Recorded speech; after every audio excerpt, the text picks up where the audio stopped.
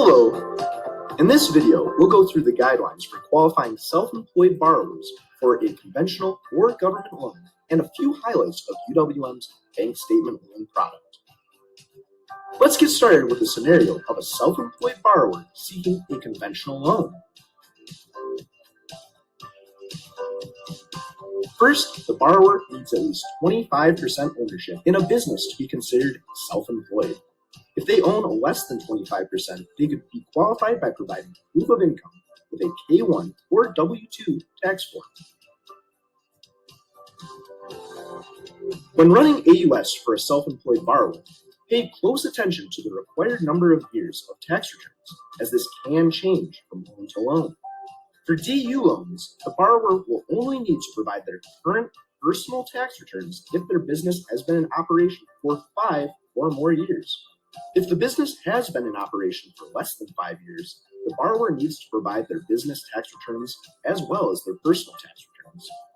Also, given the agency overlays that are currently in place due to the COVID-19 pandemic, the underwriter will be required to verify the business has been open and active within 20 business days of the closing date.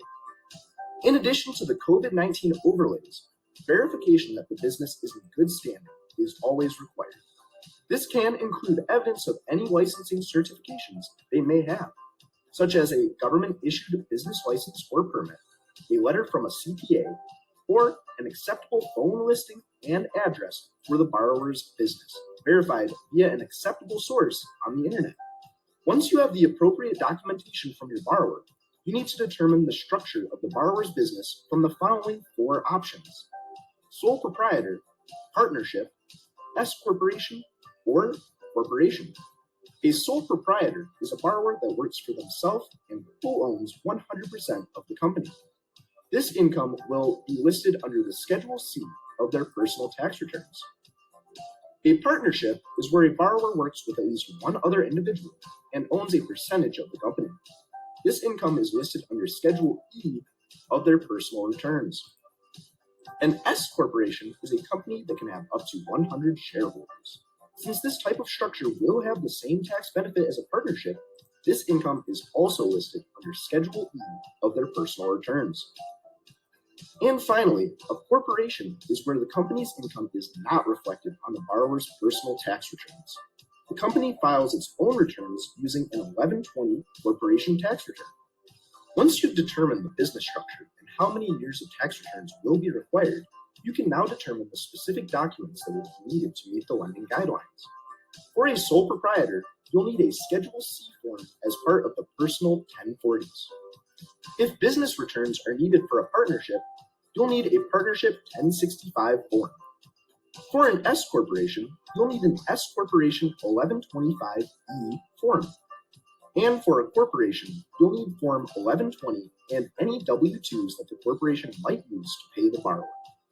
Now, let's go over the self-employed guidelines for the different types of government loans: VA, FHA, and USDA.